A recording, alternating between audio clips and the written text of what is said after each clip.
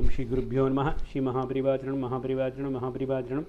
இன்றைக்கி தெய்வத்தின் குரல் பாகம் 5ல் சங்கர சரிதம் என்ற தலைப்பில் பெரிவா சொல்கிறது மேலே வாசிக்கிறேன். இது பக்கம் 1033 ஆரம்பிக்கிறது. அதாவது செக்யூலர் உலகியல் விஷயமான நிர்வாக பொறுப்பு முழுக்க சுரேஸ்வரரிடம். சாஸ்திரத்துக்கு மேலே போன கட்டத்தில் ஞானோபதேசம் அவர் பண்ணுவது, சாஸ்திராச்சாரியங்களின்படியான அநேக காரியங்கள் இன்னொருவர் செய்வது என்று வைத்திருக்கலாம்.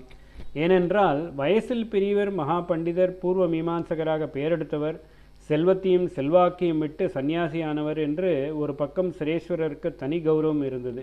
இன்னொரு பக்கம் கிரகஸ்தாசிரமத்தில் இருந்துவிட்டு அல்லவா துரியாசிரமத்துக்கு வந்தவர் என்ற எண்ணமும் சில பேருக்கு இருந்திருக்க இடம் இருக்கிறது. ஆச்சாரியால் தம்முடைய மடங்களின் கௌரவத்துக்கு பங்கமாக கொஞ்சம் சம்சயாஸ்தமாக கூட இதுவும் எவரும் நினைக்க இடம் கொடுக்கப்படாது என்று நினைத்திருக்கலாம். சுரேஸ்வராச்சாரியாளின் விசேஷ கௌரவத்துக்கு தக்கதாக அவருக்கு ஒரு நியமனம் தர வேண்டும் என்றும் நினைத்திருக்கலாம். அதனால் இப்படி 3 பீடங்களில் அவரை அத்தியக்ஷராக வைத்து அவருடைய மேற்பார்வையில் பிரம்மச்சரியத்திலிருந்து துரியாசிரமம் போன இன்னொருவர் பீடாதிபத்தியம் வகித்து சாஸ்திராச்சாரங்கள் பிரதானமாக உள்ள காரியங்களை எல்லாம் பண்ணும்படி ஏற்பாடு பண்ணியிருப்பார் என்று தோன்றுகிறது. மடாதிபதி குரு என்றெல்லாம் ஒரு சந்நியாசிக்கும் பொறுப்பு ஏற்பட்டால் அதற்கேற்ற செக்யூலர் காரியம் சாஸ்திரோக்த காரியம் ஆகியவன்தான் சேர்கின்றன. சாஸ்திரோக்தமாக சிலது பண்ணும் சரீரத்துக்கு கிரகஸ்தாசிரம அனுபவங்கள் கொஞ்சமும் கிடையாது என்றால் அப்பொழுது பொது பார்வையில் அதற்கு தனியான பரிசுத்தியும் கௌரவமும் தெரியத்தான் செய்யும். இந்த சந்நியாசியை விடவும் ரொம்ப ஜாஸ்தி சாஸ்திரகர்மா அக்னிகாரியங்கள் முழுக்க கிரகஸ்தனுக்கே உண்டு. அவ்வளவையும் பூர்வாசிரமத்தில் புஷ்கலமாக பண்ணினவர் சுரேஸ்வராச்சாரியால்.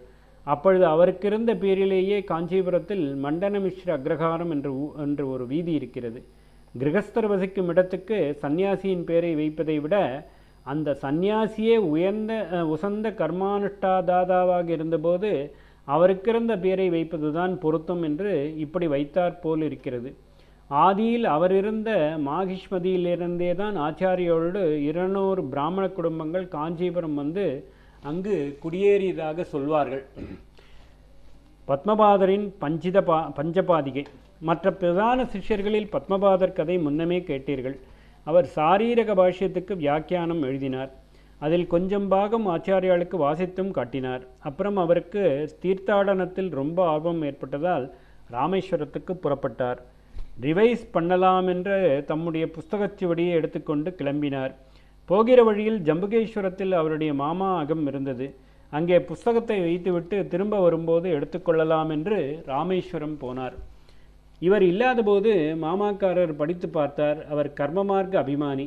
இந்த புஸ்தகம் நம் சித்தாந்தத்தை அழித்துவிடும் போலிருக்கே என்று நினைத்தார். சரி, புஸ்தகத்தை நாம் அழித்துவிட்டால் போச்சு, மறுபடியும் எழுதுவானால் பார்த்துக்கொள்வோம் என்று நினைத்தார். அவருக்கு 2 வீடு இருந்தது. ஒன்று கிளமாகி இருந்தது. அதிலிருந்த சாமான்களையெல்லாம் இன்னொரு வீட்டில் சேர்த்தார். இந்த புஸ்தகத்தை மட்டும் அங்கே வைத்துவிட்டு வீட்டுக்கே நெருப்பு வைத்து விட்டார். பத்மபாதர் ராமேஸ்வரத்திலிருந்து வந்தார். விபரீதமாக நடந்துவிட்டது என்று மாமாக்காரர் வேஷம் போட்டார். சுரேஸ்வராச்சாரியாலை சந்தேகத்திற்கு இது ஆச்சாரியாலே தந்த தண்டனை, நாம் மறுபடி எழுத வேண்டாம் என்ற எண்ணத்தோடு பத்மபாதர் ஆச்சாரியாலும் திரும்பி வந்தார். விஷயம் சொன்னார். ஆச்சாரியால் முந்தினி முதல் அத்தியாயம் 4 பாதம் 2ஆம் அத்தியாயம் முதல் பாதம் வாசித்து காட்டினாய் அல்லவா, அதை திரும்பச் சொல்கிறேன், எழுதி கொண்டு பிரகாசப்படுத்து, அதுவாவது லோகத்துக்கு கிடைக்கட்டும் என்று அனுகிரகம் பண்ணினார். ஒரே தடவை எப்பயோ கேட்டதை அப்படியே கடகடவென்று ஒப்பித்தார். சூத்திரபாஷ்யத்தின் முதல் 5 பாதங்களுக்கு வியாக்கியானமானதால் அந்த புஸ்தகத்துக்கு பஞ்சபாதிகா என்ற பெயர். தம்முடைய பிரதான மடங்களில் ஒன்றில் பத்மபாதரை ஆச்சாரியால் முதல் பீடாதிபதியாக நியமித்தார் என்று நிச்சயமாக தெரிகிறது. எந்த மடம் என்பதில் 3 விதமான நம்பிக்கைகள் இருக்கின்றன. துவாரகையுள்ள மடம் என்று பலர் சொல்கிறார்கள். பூரி ஜெகநாத மடம் என்ற அபிப்பிராயம் உள்ளவர்களும் இருக்கிறார்கள். மார்க்கண்டேய சம்ஹிதையிலும் ஆனந்தகிரியத்திலும் அவரை சிருங்கேரியின் முதல் ஆச்சாரியாளாக சொல்லியிருக்கிறது. ஓம் ஸ்ரீ குருப்பியோ நமः. ஸ்ரீ மகாபரிவாச்சரணம் மகாபரிவாச்சரணம் மகாபரிவாச்சரணம்.